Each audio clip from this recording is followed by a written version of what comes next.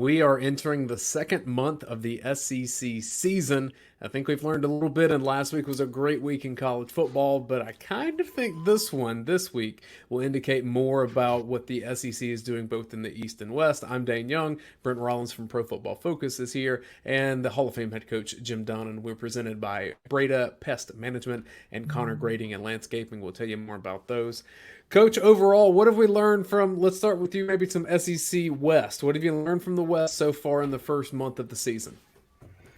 Definitely up in the air. I mean, you just don't have anybody that just got that wow factor. I think what we've seen is some really good play and some really bad play, and a little bit mixed in between. But as you mentioned, this next month's going to really kind of separate the pack, so to speak, with all these interconference games where the West's playing the West. So I feel like, though, that Alabama certainly established itself with a big win last week.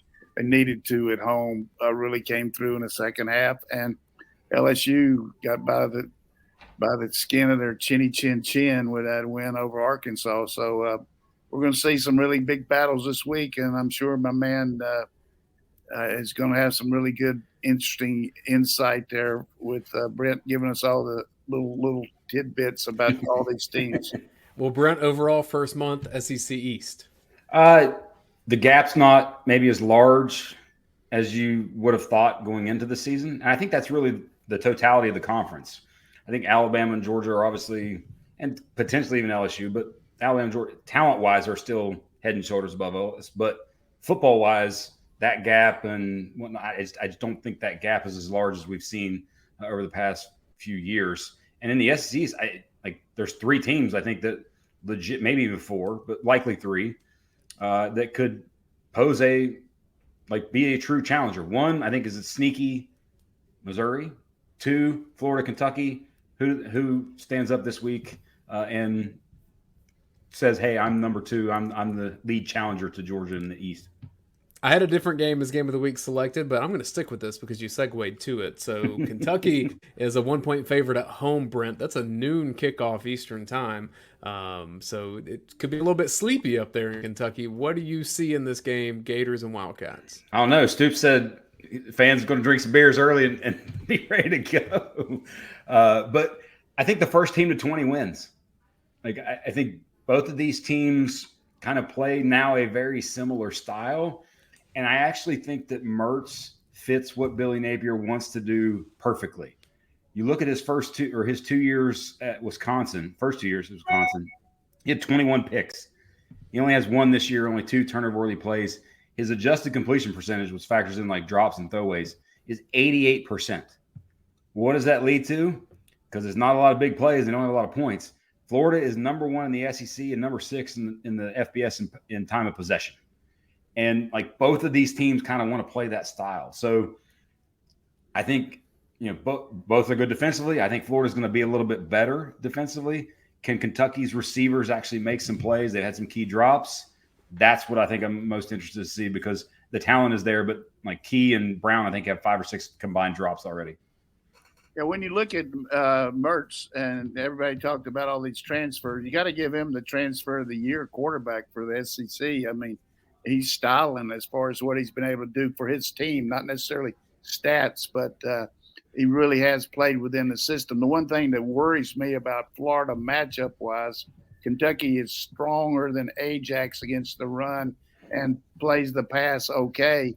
But, we haven't seen a pass or a run very far all year by Florida. They're the worst team in the conference for plays over 30 yards. So, you're not going to just consistently bang on these Kentucky Wildcats, although Kentucky certainly hasn't been played the caliber competition like Utah. But I think the matchup there on the road, the fact that Kentucky's won 3 of the last 5 favor them a little bit. And the point you brought up about the receivers, they can get open. Can they catch it? And can the guy Leary, can he hit them? I mean, they've missed so many. And they continue to have lost yardage play. So this will be a case of which team can avoid the big mistake as far as playing in a game like this, and can some of their strengths stand out. We'll see how all plays out. But you got to give a little edge to Kentucky just because of what they can do defensively compared to what Florida does offensively. A good little 2-hour game. Is that what we're thinking? Just a nice, tidy move the clock? That might be the quickest of the season. I think you're right. That's a great point. Both teams play that way. Both teams want to play that way. Well, what can happen is if it's a 2-hour game, they can drink beer before and then really hit the hard liquor afterwards. In abundance up in Kentucky, for sure. Yes. Speaking of alcohol in abundance, Coach, LSU and Ole Miss. Ole Miss didn't really show up in the second half, especially against Alabama. And as you mentioned, LSU having to find a way to beat Arkansas. They did that. Tigers 3-1, Rebels 3-1. The Tigers are a 2.5-point favorite on the road. Yeah, when you think of Ole Miss, you think of big plays. You think of just wide open offense. Junkins had a run over 15 yards. They don't complete any deep balls. Their offense really struggled. I mean, 10 points total. You're not going to win a game against a team like Alabama without scoring some points, particularly when you're not making any big plays. I mean, Alabama's set up to cause lost yardage plays, and that's what happened in this game. But as far as the game itself, I just think hopefully I hear Pittman talk about can they get the Rocket Sanders back? That's got to help them. And excuse me, I'm on the wrong game here. I'm thinking about what happened with LSU. LSU very fortunate. I mean, seriously, very fortunate to get that win. I watched it to try to get ready for this game, and Arkansas had guys with blinker lights on. I mean, so many guys open, but they couldn't protect good enough, and that's going to be the big case here. Can you get the protection for them and see what happens? I think that first game with Ole Miss of just the receivers getting open, Brent, and LSU can be got in the secondary. Like their secondary is not this classic LSU athletes everywhere. Defense in general. Right. LSU's defense in general. They have 0 players with a PFF grade 80 or above. Them, Arkansas, and South Carolina, the only 3 in the conference that sort of have that metric. But daggone Ole Miss. Let me read you a list of names here. That'd be Jim Harbaugh, Kyle Whittingham at Utah, Sark at Texas, Norvell at Florida State, Dan Lanning at Oregon, Caleb DeBoer at Washington. All those guys make significantly less, if not significantly less money than Lane Daggone Kiffin, and they sleptwalk through that game. Like just absolutely the first drive, come out, boom, play action, pushing the ball down the field, I think it was 7-3 there. They went ahead, scored on the first drive. And then literally it's like they played the rest of the game like they were up 14 points. I'm looking at the team like, why are you not attacking? Why are you not attacking? Why are you going side to side? It was just, that was one of the most frustrating, and where you just think, all right, are you as a team taking on the personality of your head coach where you're just kind of cool with things versus legit into details and all that stuff? It was very frustrating watching Ole Miss. Can they rebound? Can they get sort of refocused? I don't know, because I think LSU is going to consistently make plays. I mean, they scored instantly in a bunch of situations, but I just want to see something from Ole Miss where it's like, hey, do you want to be great? Because against Alabama, there was not a want to be great, I think, from them. Yeah, what's their identity? I mean, they don't have any bread and butter. You would think that they would do something to consistently have something they could rely on, but it's easy to be critical because I don't know what their makeup. They've got a lot of transfers, and sometimes it's hard to mesh together, and they've had some injuries. But let's face it, Alabama's not the team that you should have as much trouble as they did with all the weapons that they have. And certainly we were bragging about Dart's running ability, ran very few predetermined quarterback runs. They ran a couple quarterback sweeps there early and looked good. They felt you draw for the touchdown initially. Forgot about them after that. Brent, you mentioned LSU's defense and the grades so far. Harold Perkins, they're still trying to figure out how to unlock what he was last season. I think maybe they have him doing too much. Mason Smith up front, he's not right after that ACL recovery. He's still trying to figure that out. But I say all this to say there is one local tie for here that Whit Weeks, linebacker, now playing for them, really good start to his career at LSU. Yeah. And if that's an indicator for where this defense can grow and learn, like that was a surprise to me. I thought it may take him a little while to ingratiate into college football. He's from Oconee County, from Watkinsville. Did a really good job, I thought, against Arkansas. Yep. I'm going to stick with you, Brent. Georgia and Auburn, 3:30. Georgia's 14.5-point favorite is where the line sits right now. Three things for me with this game.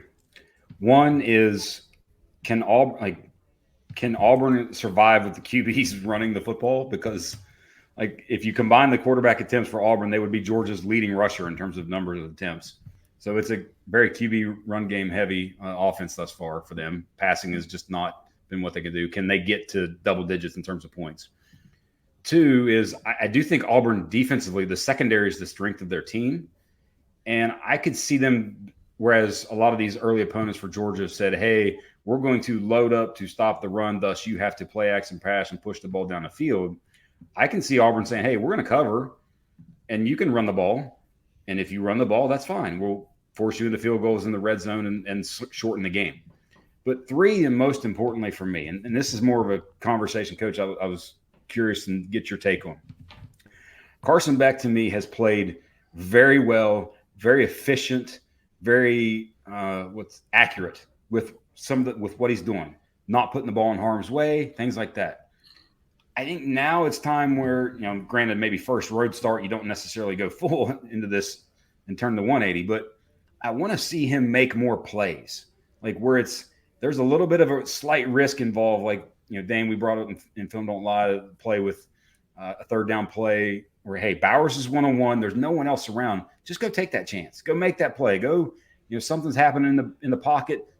Move your feet, slide, go make plays, not just sort of what's there all the time. So I'm ready to start seeing that from him. But the biggest thing for me is Auburn's going to struggle to score points in this game. Yeah, I mean, when you get 200 yards in a game and 56 yards passing, you're not going to win. I mean, that's how many yards they got against A&M. And, Kirby talks about Auburn running the ball with Hunter. I mean, you got to do something to help these quarterbacks where they're just not the target back there with the pass rush, particularly if you get behind the sticks and we can run and all that. But as far as Beck, I think he's doing what he's coached to do. I think they're being real careful because they know these teams we're playing that it's hard to for them to do much. If we turn the ball over, it's their only shot. So, play the percentages, eat it up or throw it away. So, but we might see some more, maybe a few more risks. But I think we're going to see a lot of the same. And they run a lot of different looks on defense now. They'll give you one look and play another on the other side and try to confuse him. So we got to get a good running game going, that's for sure. Coach, one point with that you're talking about. So you look at Power 5 quarterbacks, there's 40 that have at least like 120 dropbacks. And there's only 4 who have one turnover-worthy play. Quinn Ewers at Texas, Drew Aller at Penn State, Bo Nix at Oregon, and Carson Beck. Those teams are undefeated. Like, you take care of the football, right? Your talent wins out, and I think that's there. But it's just for me, it's the little things where it's like, hey, the calculated risk, the slight sort of push to, hey, let's hold on the ball just a little bit longer, make this throw down the field, kind of those things that I'm ready to start seing from him. Don't think you're going to see it. I just don't think. I don't think they're going to change what they're doing. They got a defensive-minded head coach. They play avoidance of turnovers, and I've always felt like if you're going to throw the football, you're going to tolerate some interceptions. I mean, Brett Favre led the NFL in touchdowns, but also interceptions. You got to throw it in a tight window once in a while, and he's thrown a couple of those. But I just think we're such a high percentage team right now that we're going to stick with it until we really get behind. And we have been once, and we came out and challenged after that. it's not quite Jaden Daniels at LSU last year where Brian Kelly is saying, throw the effing ball. It's not that because he's throwing it around. Oh, yeah. But I know what you're saying, Brent. Like, go for a little more risk in the game. Right. That's what,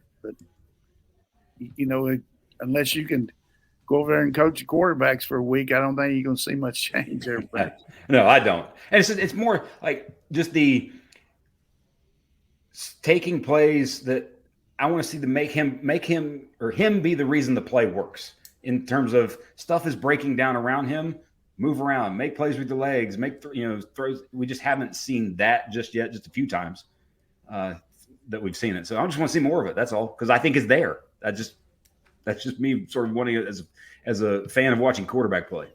I think that's just not his style, though. That's not his makeup. He's not a real athletic quarterback. I mean, it's going to do the things that you were talking about. He's done within the framework what his ability is. He's done okay moving around, but if it's an obvious take the run, he can do that. But he's a guy that's going to drop back, play, and we're much better play action than we are drop back. Most teams are. So, but we got enough of Georgia. Georgia should win this game.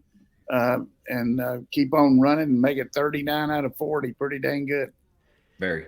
Well, not a lot of changes needed at Georgia, but this is the perfect time to make changes to your backyard setup, your home tailgate, whatever you have going on, because I just did what I think is my second to last grass cutting of the season. I think I have one Close. more time. Yeah, I agree. We're getting there. Just one more. We're all looking around being like, when can I put it up for the year? And that's the perfect time to get your pavers put in, to see what can make your backyard experience even better. You want a putting green in the backyard? The folks at Connor Grading and Landscaping can make that happen. But maybe you just want to get a little rock wall, separation wall. You need some earth moved. Just all the features you could want to make your home tailgate even better. Connor Grading and Landscaping. Just give them a call. And I like going to their website, checking out the gallery of the recent work, and maybe that'll inspire you with some ideas for what could work over at your house. That's connorgrading.com. Tell them you learned about them from around the league at ugasports.com. All right, Coach. I was saving this one for you because we have a quarterback change now at Texas A&M permanently based on news that broke today. So Connor Wegman's out for the season. I guess maybe a bowl game potentially, but at this point we're looking at Max Johnson in there for Texas A&M, and the Aggies get Arkansas and Sam Pittman. Aggies a 6.5 point favorite on the road. Tough game, I think, here for Texas A&M. Well, the game's at Arlington, so it's it's going to be at Jerry World, so that's going to it's a neutral site. But I'm happy for Max. I hate for the kid that he got hurt. You always hate for any guy to go down, but I really like the fact that Max kept his cool and stuck in there and was ready to go. And he's a perfect fit for Petrino offense. I mean, certainly he's not like Jackson that played at Louisville or anything like that. It's going to move up and down the field, but he's very athletic for a big guy. I got to see him play in high school, and he can torch the ball down the field. And how many teams can have a guy that's had that many wins in the SEC be your backup quarterback experience-wise and come in a big game like this one coming up, notwithstanding last week. So their offensive production with the receivers they got, I think is going to be even better because as good as this one kid played, I don't think he's a guy that reads the defense anywhere close to what Max does because of Max's experience. So they'll be able to spread the ball around a little bit more. Can Arkansas, hang with them? I don't know. Arkansas takes way too many chances on defense. They either outhouse or penthouse. They either get you for a loss or you give a big gain. So I think they got to get a lot more consistent. It's amazing when you think about Sam Pittman now in his 4 years there. It started in 2020. They have 11 losses since 2020 by 7 points or less. Like so many where it's just like you're right there, but you can't get over the hump to sort of win the game. So, playing in the neutral site there. But like you talked about with Max, what's amazing, I didn't realize this until looking. I mean, I've known and followed his career as well, knowing him and knowing his brother. And by the way, that was cool as all get out. To see that you get into a college football game, you throw your brother his first TD pass, like that's amazing. Especially I have two boys, so that's even like it was even more amazing to watch that. But looking at Max's numbers in his career, 4 years now, so two at LSU, two at A&M, He has 42 touchdowns and 7 picks. Like I don't think anybody would have realized that the sort of magnitude of the numbers that he has. Now, his problem has been fumbling. He has 29 turnover-worthy plays in his career. I think he's got close to 20 fumbles in his career. So as long as he takes care of the football with those athletes, like Coach said, and the receivers, Stewart, Muhammad, all those guys, I think Texas A&M is going to be just fine with him at QB. I'll tell you who's fine at QB, and that's the South Carolina Gamecocks, Brent, because you look around the country, it's hard to find someone playing as efficient and explosive as Spencer Rattler. I don't know if South Carolina as a whole can match up to this based on the roster. They are 11.5-point underdogs at Tennessee, but I think the Vols are on upset watch, Brent. I agree. I mean, just because we haven't seen, and there's an element to Tennessee's offense that hasn't really looked right. Now, obviously, when Milton takes a handoff or pulls it and runs 80 yards to the house on the first play of the game, that helps your offense. But what's amazing for Rattler is, and we talked about it over the past, over last year, just the propensity for him to put the ball in harm's way. And ever since they played Tennessee a year ago, like since that game, he's been a completely different QB. Hey, maybe you're in the first round conversation type QB. And Leggett, when you're throwing to that guy, like the nitrous that he put on and the go button that he did on that one catch and went like 70, like that's a great combination for them. They actually got a running game. Kid Anderson, who only had a couple carries against Georgia, 20 carries, 80-something yards, I think, against Mississippi State. So can they hang around? I think they can, because I think, like you said, I think Rattler's playing well enough to, one, take care of the football, but also, two, make really good plays. Thing about Tennessee that's really surprising to me is the lack of big plays. That's the one thing that you just think about when you talk about Heupel over the years. I mean, they just throw the ball deep and hit all the big plays. You're just not seeing that. I don't know if it's because of coverage or what, but I think they can get some on South Carolina because South Carolina has a hard time playing the ball in the air. And I've been on Rattler ever since he got there, but I'm really amazed at what he's done here the last 4 or 5 games. And certainly you get well against Furman and Mississippi State for sure. Their secondaries get an all-star team between those two, and it'd be hard. But he did it against Georgia first half too, and couldn't handle the heat that they got the second half, their front. But it's a game where it could get out of hand, and they're playing from behind. But if they play them close early and they're really working, I mean, Tennessee is going to be struggling to try to find a way to win because they're not a very confident team right now. Tennessee's defense, though, leading the league in yards given up per play. So, they just don't give up many yards. So, of course, their schedules helped them there. So we're both talking a little bit in circles, but overall, if South Carolina can get off to a good start and not get behind like they have up there before, the last time they played, they were like 27-0 in the first quarter. So if they can hang with them, they got a shot. You have a shot to keep some pests out of your house, and that's if you use our friends over at Breda Pest Management. They're the official pest management company of the Georgia Bulldogs, so they protect Sanford Stadium, and they can protect your home as well. So let's get Breda Pest Management over at your home. It's a family-owned business. They've been operating since 1975. Atlanta area, North Georgia, bredapest.com. And, my background went away somewhere in here.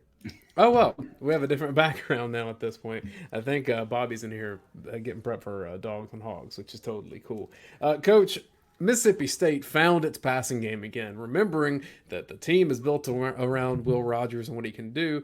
But like you say, the defense really let Mississippi State down against South Carolina. I have to think Jalen Milroe and Alabama look at playing this Mississippi State defense and just salivate over the confidence that this can help grow for the season. You just look at Mississippi State right now. Where's the wins going to come? I mean, realistically, they got some Burma Road games. I mean, look at some of these teams they're going to play. So I'm sure Brent's got the schedule, but all of a sudden, you're not going to outscore people in the SEC with that defense that they got. I mean, you would have thought the one staple of this team with the new coach, Zach Arnett, being a defensive coordinator, that certainly they're going to have some growing pains on offense with the new system. But their defense, you just look at the way they tried to cover some of these last couple teams and guys going down the field with blinker lights on. I mean, just wide ass open. I mean, I've never seen a team that's usually that well coached under Arnett that just look like they don't know where to line up sometime. And guys running AWOL, aren't they, Brent? Unbelievable. Very much so. And it doesn't help that your next opponent then is Alabama, which actually kind of semi-found its identity a little bit. I would love to know sort of the behind-the-scenes conversations that said, hey, we're not going to play Jalen Milroe at all against South Florida, and then we're going to play him in maybe the biggest game outside of Texas that we play in LSU. But here's the key. They found that's who they are, is we're going to run and we're going to hit a few deep balls because the kid can throw the deep ball. Like Milroe can straight up throw the deep ball, and then we're going to go play defense. And like I'm still disappointed in Ole Miss because to me, watching that game, that was a very beatable Alabama team in that game. And it's one where you could see them getting in a situation if Milroe turns the ball over on multiple occasions, being in trouble just because that style for them now. I don't know, but I do think that is their identity. That was who they should have been all along, is running game, running QB, hit some deep balls, go play defense. They got to hope that Jalen Hurts has an open date, comes down there and show them some of that Eagle offense and say, look, let's run some of this stuff with this kid instead of trying to run the Bryce Young offense. I mean, they ran a quarterback sweep early in the game, kind of like Ole Miss did. I never saw it again. They're inside the 10. They never put him on the edge. They, very seldom run the quarterback draw, which Dart scored against them when they're playing man under. So I think this guy is just being stubborn, saying, I'm going to try to run the Alabama offense. And this guy is not a drop back quarterback except when he throws play action and arches it out there. But I guarantee he gives them the best chance to win, and he's going to be a threat as long as their defense can play like they did last week. Alabama is a 14.5-point favorite in this game. I'd take the Tide on that. Final game of the week in the SEC, Brent, Missouri, 13.5-point favorites on the road in Nashville against Vanderbilt. We talked about Vanderbilt last week. I was like, hey, is this the game where they actually don't turn the ball over? And then Kentucky, returns multiple gets multiple returns for touchdowns and picks and turnovers and things like. Is this the game that Vanderbilt doesn't turn the ball over and kind of hangs around? I don't know. Swan's putting it as many great throws as he's making. He's also putting it at risk a lot. But Mizzou is one for me that what's interesting about them is twofold in terms of the identity part. One, they know they have a superstar and they are using him to the nth degree. Like Luther Burden is a star. He's the highest graded receiver now in the FBS. He also, what's amazing about it last week, 177 receiving yards. He only went in the pattern 17 times, 17 snaps. And yet he had 177 receiving yards, 12 targets in those 17 snaps that he actually ran out for a route. But the other part with Missouri is their overall run block grade is by far the best in the SEC. They're at 84.5, I think, is a team. The next best is I can't remember who the next best was, but number 2 was 72. Georgia's even down there in the mid 60s. They have their tackles are really good, run the ball, that identity. They're going to be sneaky, and then I'm very curious. They get through this and then host LSU next week. Big game for them. So is their rushing yardage just because they've had lost yardage because they don't have a real disparity between their passing and their rushing? And the one guy's doing a good job of leading the team in rushing, but is it because they lose yardage in passing? Is that why they're – I think yardage, yes, but also, too, it's part of its scheme. And a lot of times I think the outside zone scheme lends itself to where it's a grading. Hey, this guy did his job, this lineman did his job, but maybe the back didn't hit the hole where it was.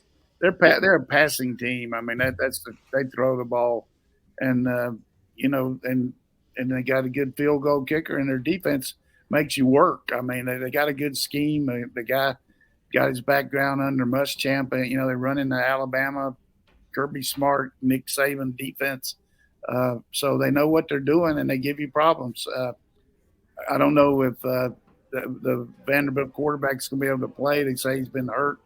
But Vanderbilt turning the ball over right and left, and they're just not good enough to sustain themselves with that. They've got 2 wins so far. I was thinking early they might get 3 or 4 more, but I don't see it now. You know what's amazing though with Missouri? I say all these nice things about them. They beat Middle Tennessee, K-State, and then last weekend by a combined 14 points. Yeah. Last 3 home wins by a combined 14 points. It's Memphis yeah. But K-State's a good win. But here's the thing: Missouri got a legitimate shot being 5-0. I mean, big time game versus LSU. Makes AD look good, signing to a new contract. Well, I'm with you, Brent, that K-State big win. Memphis, that's a game that historically that could be a loss for Missouri, but they're 4-0. And coming into the season, you would say, yes, Coach, I know he got the extension, but you had to show me something here.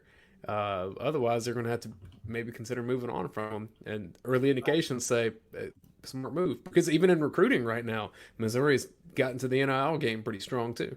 Yep. Well, 2 teams that have prospered making an offensive coordinator, the guy calling the plays.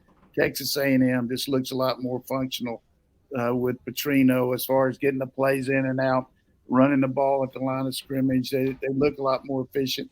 And the same thing with Mizzou with bringing in this Moore guy from Fresno State. So I think I didn't realize that he was Kirby Moore's brother, the brother of the guy that played at Boise State, now the coordinator for the Chargers.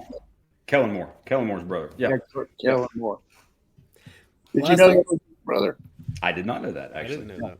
Coach, the last thing I want to ask about is outside of the SEC, but you're a coach, and I know you know a lot of coaches. Notre Dame, the way it ended against Ohio State, how does that happen? What exactly happened? And how do you stop it from happening again? Well, I mean, there's certain things have happened to all of us in our career that we're playing a semifinals of the national championship game against Boise State, and one of our safeties didn't go out and cover a slot receiver. There wasn't anybody on him, and the guy hit a big play. There's no reason for that, but, you coach him up. But after a timeout, and they called the timeout, Ohio State didn't have any. And we were watching it here on the Watch Along show on the side because we had a timeout. But you got your team over there and you're going over everybody's assignment and all. But just to have 10 guys out there, just beyond me. I don't know how it happened. But the guy, everybody loves him there. I mean, he's doing a good job recruiting. One thing is pretty obvious. They got some players now. You don't play Ohio State for 59 minutes and 57 seconds that way and stone them like that without some players. So, but they're going into Wallace Wade Stadium this week, playing the Blue Devils from Methodist Flats there in Durham, North Carolina. And it's not going to be game day for basketball. It's going to be for football. And it's, Duke's got it humming now. I mean, this guy's going to there's going to be a lot of people after this Echo guy. I mean, he's doing a heck of a job there, and he's got a great quarterback. The guy's just an outstanding player, a good athlete too. You know what's amazing about the 10 players on the field thing? To me, it wasn't even the most egregious decision and part of the end of the game. They had just called a time or just gotten a penalty because the QB threw the ball away because of pressure, and they get a intentional grounding penalty. And then it's 3rd and 19, and you rush 3, and you gave a young QB time to just sit there and be nice and comfortable and push the ball down the field. Literally, I mean, they should have. He was an inch, 6 inches from the touchdown on that play. Like, how do you not speed up his clock on 3rd and 19? Got to go after him a little bit. I mean, I can see that was egregious. Bring some people in there, but then on offense at the end of the game, I mean, they throw a screen pass, which should be safe, but throw it in the dirt so it stops the clock. Otherwise, you're going to run some more time off. But how much time do you guys, as a coach Don, how much time do you guys spend in an off season going through game scenarios, like game and clock management scenarios?